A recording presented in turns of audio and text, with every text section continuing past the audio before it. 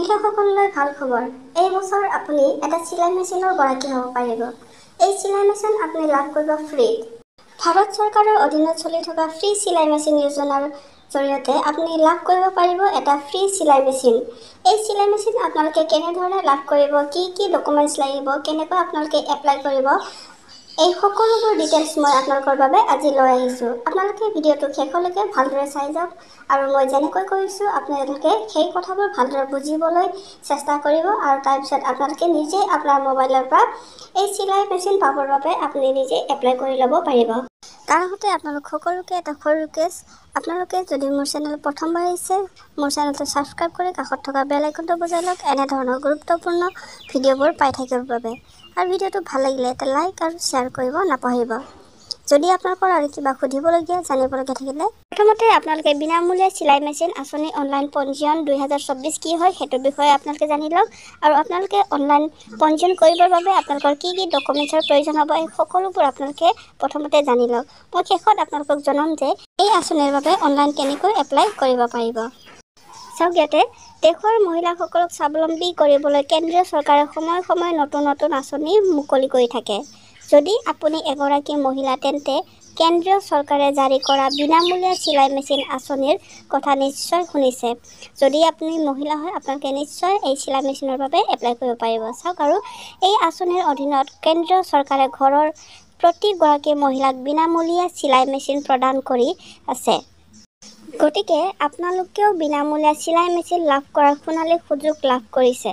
যদি আপুনি এতিয়াও বিনামূলীয়া চিলাই মেচিনৰ বাবে অনলাইন আবেদন কৰা নাই, তেন্তে আপুনি এই আঁচনিৰ বাবে অতি সোনকালে আবেদন কৰিব লাগে। মানে আপুনি যিমান পাৰে সোনকালে আপুনি এই আঁচনিৰ বাবে অনলাইন আবেদন কৰিব লাগিব, তেতিয়াহে আপুনি এই মেচিন আপুনি লাভ কৰিব। লাখ লাখ মহিলাই বিনামূলীয়া চিলাই মেচিন আঁচনিৰ সুবিধা পাইছে আৰু ইয়াৰ আবেদন প্ৰক্ৰিয়াও আৰম্ভ হৈছে। গতিকে আপুনি যদি মহিলা হয় তেন্তে আপুনি বিনামূলীয়া চিলাই মেচিনৰ বাবে আবেদন কৰক। ইতিমধ্যে ফ্ৰী চিলাই মেচিন যোজনা অনলাইন ৰেজিষ্ট্ৰেশ্যন আৰম্ভ হৈ গ'ল। সেয়েহে আপুনি যদি ফ্ৰী চিলাই মেচিন পাব বিচাৰে তেনেহ'লে অতি সোনকালে আপুনি অনলাইন এপ্লাই কৰক। মই ভিডিঅ'ৰ শেষলৈকে আপোনালোকক দেখুৱাম যে আপোনালোকে অনলাইন কেনেকৈ এপ্লাই কৰিব পাৰিব। তাৰ আগতে চাওক, বিনামূলীয়া চিলাই মেচিন যোজনা অনলাইন পঞ্জীয়ন 2024 কেন্দ্ৰীয় চৰকাৰে প্ৰকাশ কৰা বিনামূলীয়া চিলাই মেচিন আঁচনিৰ অধীনত প্ৰতিখন ৰাজ্যৰ 50,000 মহিলাক বিনামূলীয়া চিলাই মেচিন প্ৰদানৰ লক্ষ্য নিৰ্ধাৰণ কৰা হৈছে।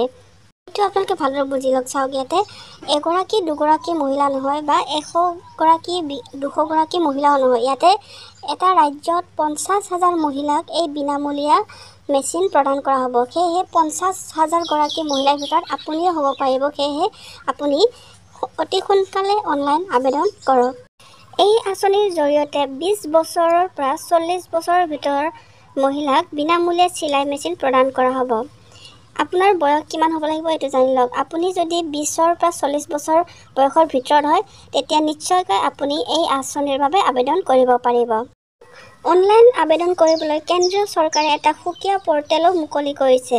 তাৰ পৰাই আপুনি ঘৰতে বহি বিনামূলীয়া চিলাই মেচিন আঁচনিৰ বাবে অনলাইন পঞ্জীয়ন কৰিব পাৰিব। আপুনি এই পৰ্টেলৰ যোগেদি আপুনি ঘৰতে বহি আপুনি নিজেই চিলাই মেচিন পাবৰ বাবে আবেদন কৰিব পাৰিব। বিনামূলীয়া চিলাই মেচিন আঁচনিৰ বাবে যোগ্যতা। আপুনি এই চিলাই মেচিন আবেদন কৰিবৰ বাবে আপোনাৰ কি যোগ্যতা হ'ব লাগিব সেইটো আপুনি জানি লওক। কেন্দ্ৰীয় চৰকাৰে বিনামূলীয়া চিলাই মেচিন আঁচনিৰ সুবিধা লৈ মহিলাসকলৰ বাবে কিছু যোগ্যতা নিৰ্ধাৰণ কৰিছে, যিবোৰ তলত উল্লেখ কৰা হৈছে। চাই যাওক আপোনালোকে। বিনামূলীয়া চিলাই মেচিন আঁচনিৰ বাবে মহিলাগৰাকী ভাৰতীয় নাগৰিক হ'ব লাগিব। আপুনি মানে ভাৰতৰ নাগৰিক হ'ব লাগিব। আৰু চাওক, 20 বছৰৰ পৰা 40 বছৰৰ ভিতৰৰ মহিলাসকলেহে এই আঁচনিৰ সুবিধা লাভ কৰিব। আপোনাৰ বয়সৰ সীমা 20ৰ পৰা 40 বছৰ বয়স হ'ব লাগিব। তাতকৈ ওপৰ হ'লেও নহ'ব, তাতকৈ তলত হ'লেও নহ'ব। আপুনি 20ৰ পৰা 40ৰ মাজত আপোনাৰ বয়স হ'ব লাগিব। 3 নম্বৰ চাওক, বিনামূলীয়া চিলাই মেচিন আঁচনিৰ সুবিধা লোৱা মহিলাগৰাকীৰ পৰিয়ালত কোনো চৰকাৰী চাকৰি থাকিব নালাগে। যদি আপোনালোকৰ পৰিয়ালত কোনোবাই যদি চৰকাৰী চাকৰি কৰে তেতিয়াহ'লে আপুনি এই আঁচনিৰ বাবে আবেদন কৰিব নোৱাৰিব। ইয়াৰ পিছত চাওক, আবেদন কৰা মহিলাগৰাকীৰ পৰিয়ালৰ বাৰ্ষিক আয় 1.5 লাখ টকাতকৈ বেছি হ'ব নালাগে। আপোনাৰ পৰিয়ালৰ মানে বছৰি আয় 1.5 লাখ টকাতকৈ বেছি হ'ব নালাগে। আৰু আপোনাৰ কি কি নথিপত্ৰৰ প্ৰয়োজন হ'ব সেয়াও আপোনালোকে ভালদৰে জানি লওক। বিনামূলীয়া চিলাই মেচিন আঁচনিৰ বাবে প্ৰয়োজনীয় নথিপত্ৰ চাই যাওক আপোনালোকে ভালদৰে। মহিলা আবেদনকাৰী আধাৰ কাৰ্ড, যিজন ব্যক্তিয়ে আবেদন কৰিব বিচাৰিছে সেইজন ব্যক্তিৰ আধাৰ কাৰ্ডখন লাগিব। তাৰপিছত লাগিব পেন কাৰ্ড, আৰু ইয়াৰ পিছত আছে মূল ঠিকনাৰ প্ৰমাণ, আপুনি যোনটো ঠাইত থাকে সেইটো ঠিকনাৰ প্ৰমাণপত্ৰ লাগিব। তাৰপিছত জাতিৰ প্ৰমাণপত্ৰ, আপুনি মানে আপোনাৰ কাষ্ট কি হয় সেইটোৰ প্ৰমাণপত্ৰ লাগিব, আৰু লগতে লাগিব পাছপৰ্ট আকাৰৰ ফটো, আপোনাৰ যিকোনো পাছপৰ্ট আকাৰৰ ফটো প্ৰয়োজন হ'ব। তাৰপিছত লাগিব মোবাইল নাম্বাৰ, আপোনাৰ মোবাইল নাম্বাৰৰ প্ৰয়োজন হ'ব, আপুনি মোবাইল নাম্বাৰ দিব লাগিব। তাৰপিছত আছে বিধৱাৰ প্ৰমাণপত্ৰ। এইটো শেষৰটো অপশ্যনটো সকলোৰ বাবে প্ৰযোজ্য নহয়, কাৰণ ইয়াত অকল বিধৱাসকলৰ বাবে। যদি আপুনি বিধৱা হয় তেতিয়াহ'লে আপোনাৰ বিধৱাৰ প্ৰমাণপত্ৰ লাগিব। বিধৱা নোহোৱা আন মহিলাসকলৰ বাবে এইটো অপশ্যন প্ৰয়োজন নহয়। বিনামূলীয়া চিলাই মেচিন যোজনা অনলাইন পঞ্জীয়ন কেনেকৈ কৰিব?